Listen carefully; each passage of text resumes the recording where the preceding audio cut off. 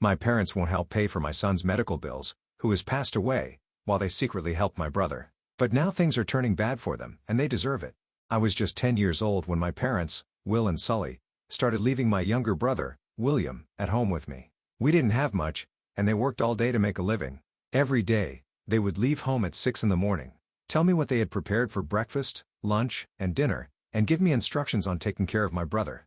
Each night, they returned home at 10, sat down to eat something cold, and listened to my report on how the day had gone. When I turned 12, they stopped preparing lunch and dinner before leaving for work. By 14, I was responsible for cooking all the meals, washing clothes, and cleaning the house, all while caring for William.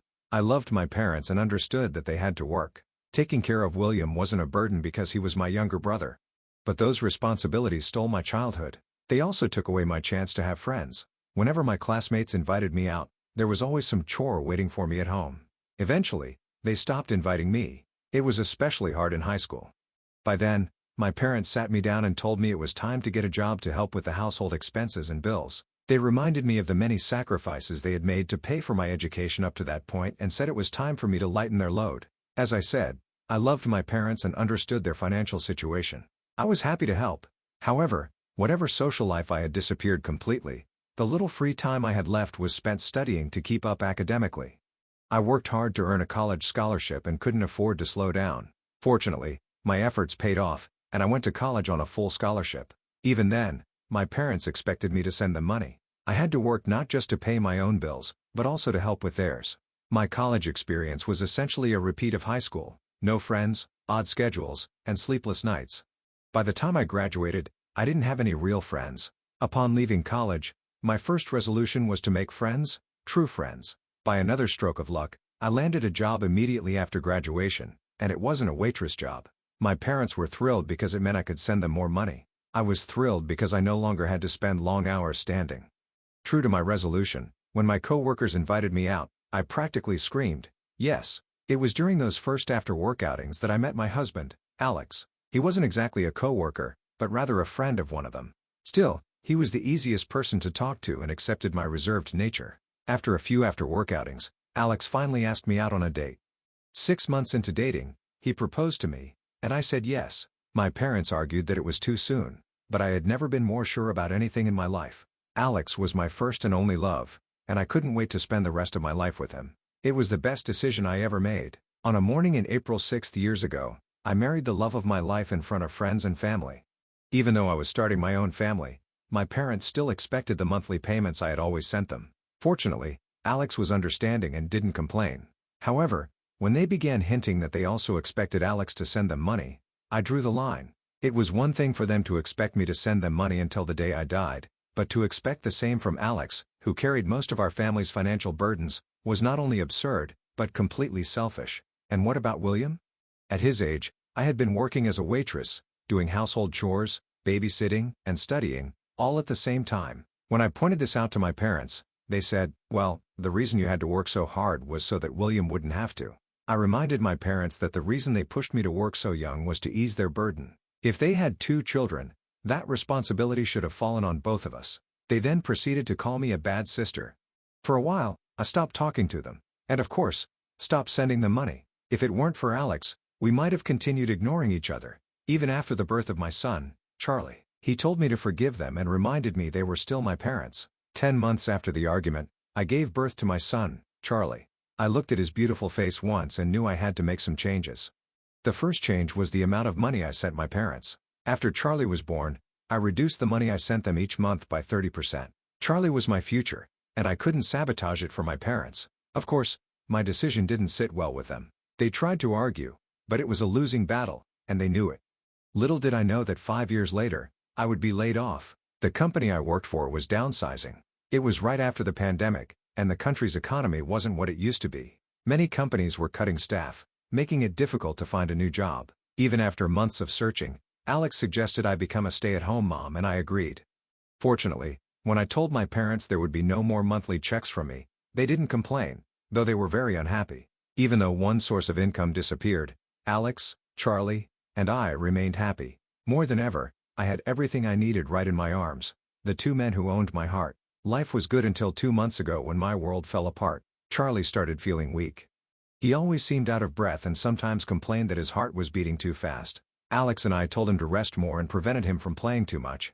Then one day, we got a call from his school saying he had fainted. We rushed to the hospital, worried, and the doctor diagnosed him with a heart rhythm disorder called Wolff-Parkinson-White syndrome.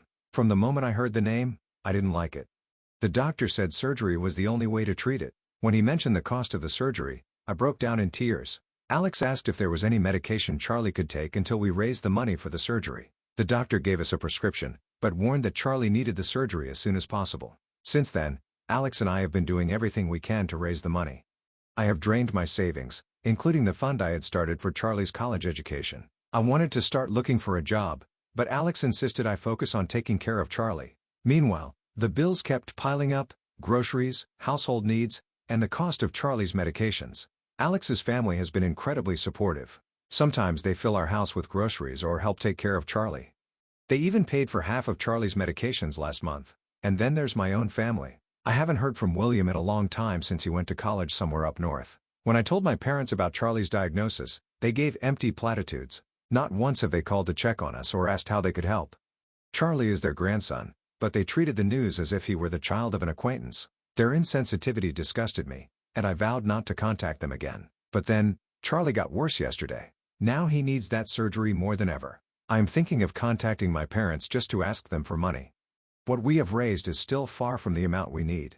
Alex doubts they will help, and honestly, I feel the same. But I have to try. I can't afford to lose my little one. Update 1. I'm here with an update.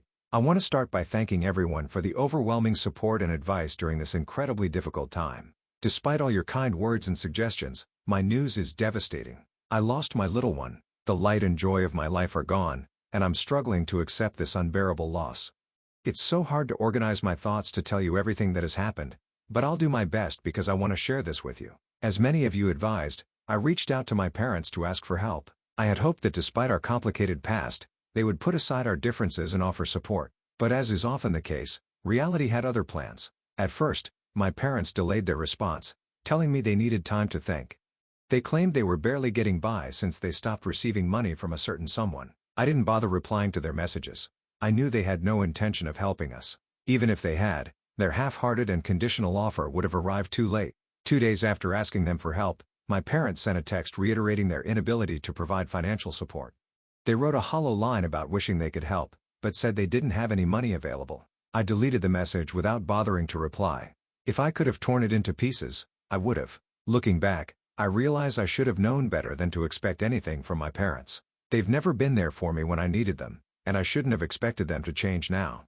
But as a desperate mother trying to save her child, I clung to the hope that they would finally step up and be the parents they should have been from the start.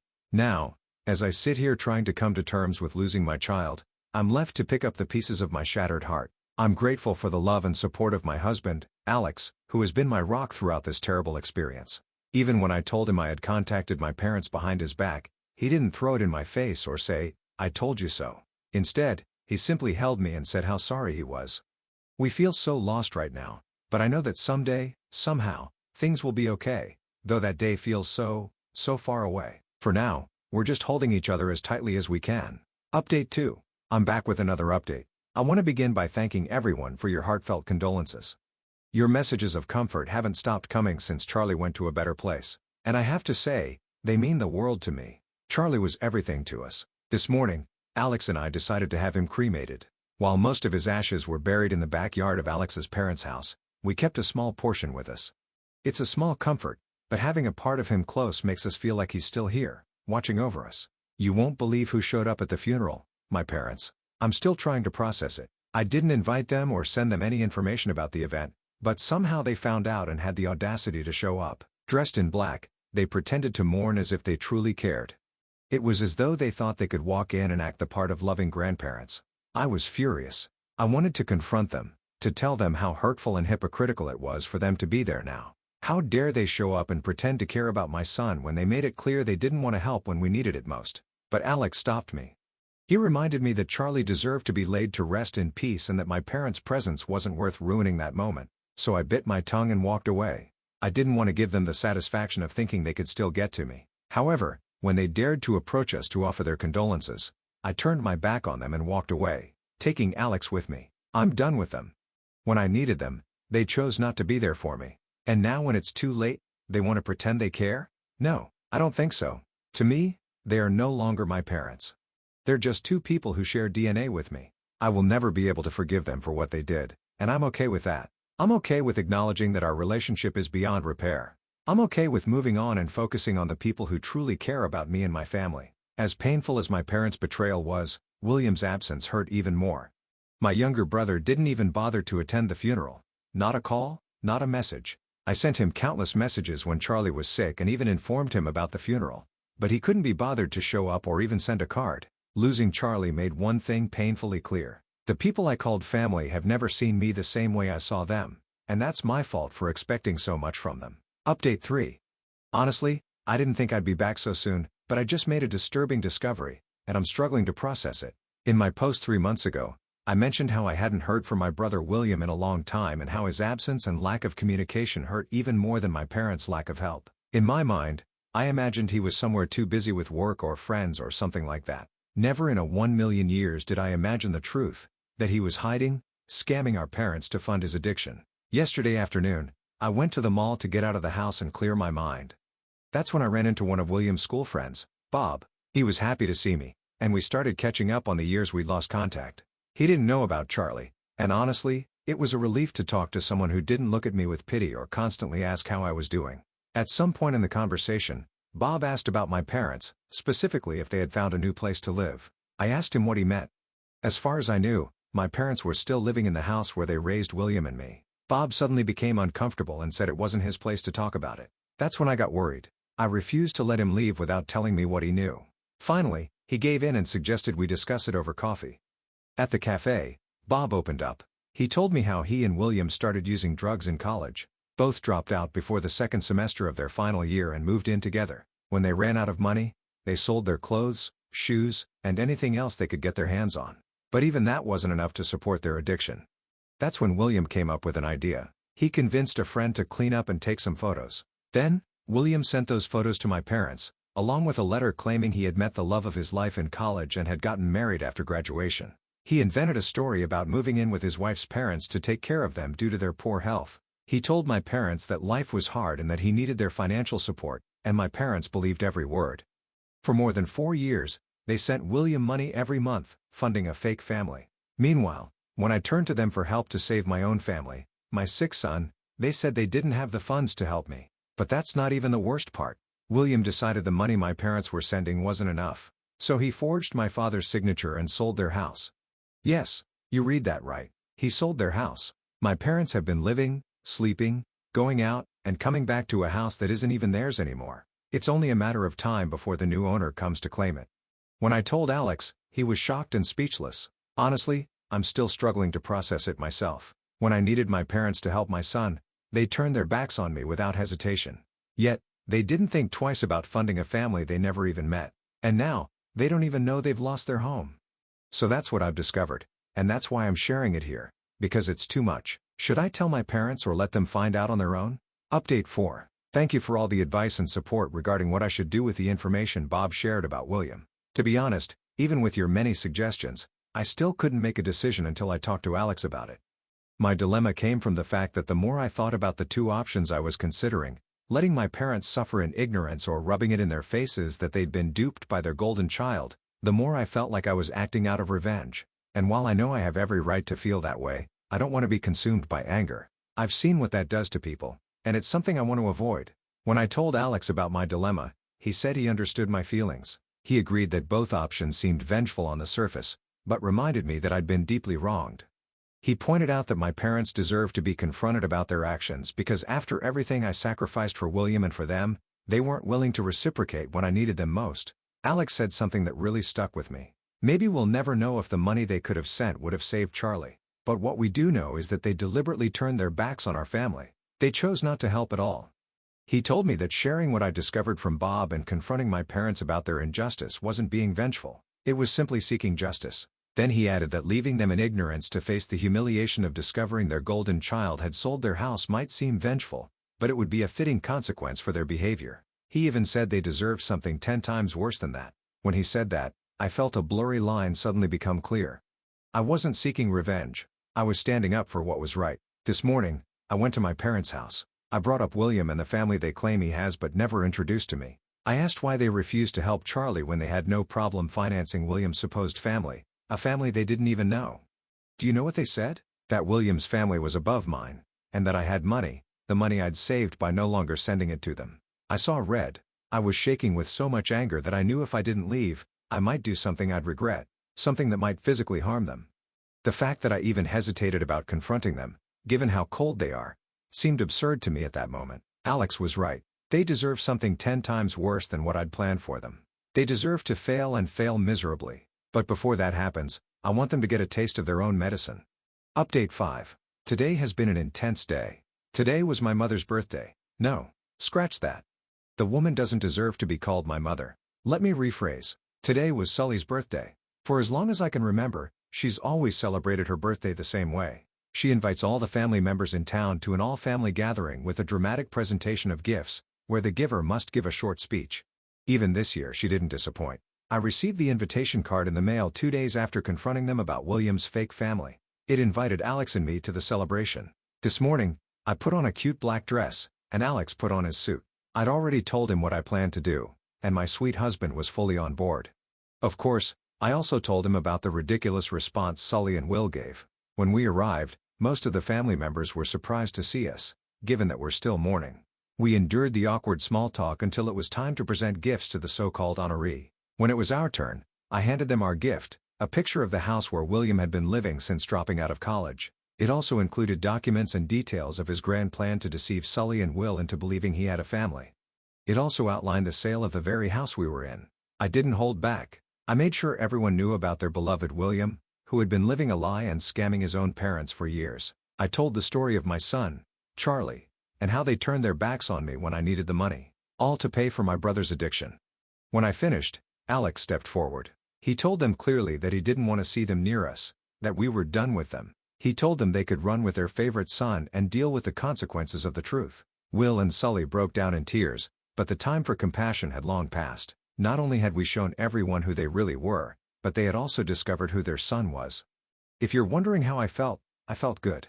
It felt good to confront them and expose their hypocrisy. It felt good to stand up for myself and my family, and it felt good to walk away knowing I was leaving that toxicity behind. Edit. Since I've been writing this update, I've received several messages.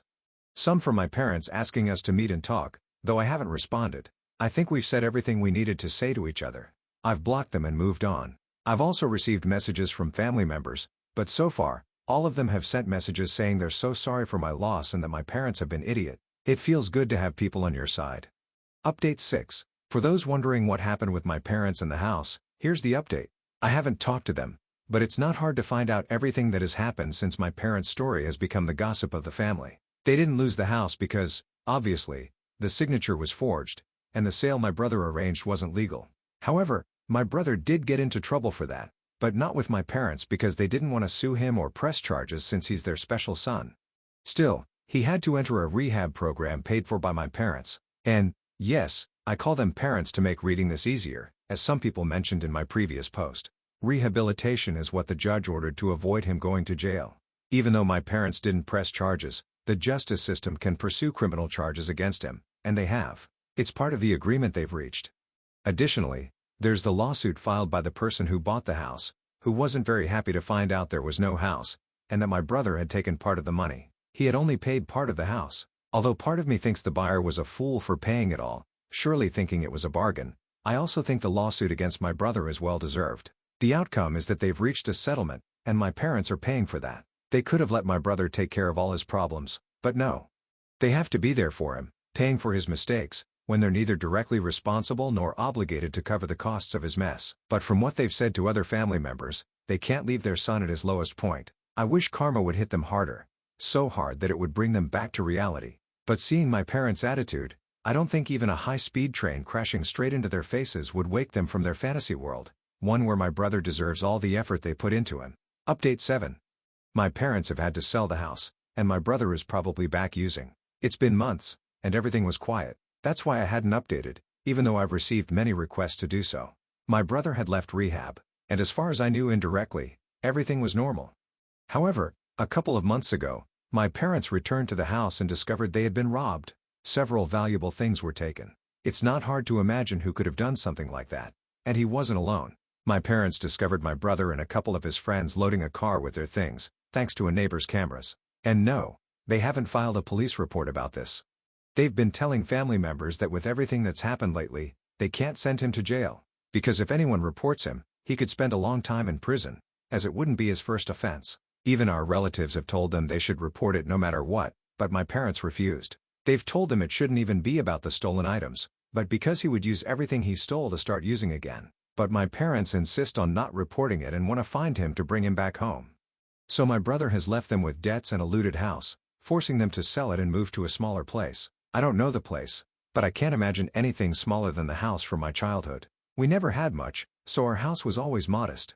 Something interesting for you all is that the buyer is the same person my brother tried to scam. He made an offer to my parents, the only one they received. And since this would help them pay the debt with him, in addition to needing quick money for the bills, they decided to take it. But these are the things that have been happening with my parents. I know this update is a bit bitter in some aspects, and maybe what I have to say isn't related, but it makes me happy. And I don't want to make another update just to say I'm pregnant. You don't know how happy it makes me, especially after everything we've been through lately. Update 8. My parents have sold again and moved out of the city because my brother has been sentenced to 15 years in prison. My parents were searching for my brother, even paying for a private investigator, but it was hard to find him. Finally, he was arrested for armed robbery, a weapon he used to shoot the person he stole from in the leg. Fortunately, that person didn't die because although I don't know them, they don't deserve to carry the consequences of my brother's mistakes. My parents have sold their last house and moved closer to where my brother will serve his sentence. Honestly, that's a relief for me because with a newborn baby, I'm not going to lie. It's better for everyone that they are far away. My parents have told family members they are moving because here, they don't see a good future anyway and want to be close to my brother. It's as if they expect him to come out reformed in 15 years, but I won't be the one to destroy their illusions. Maybe they'll learn during this time, or maybe when it's too late.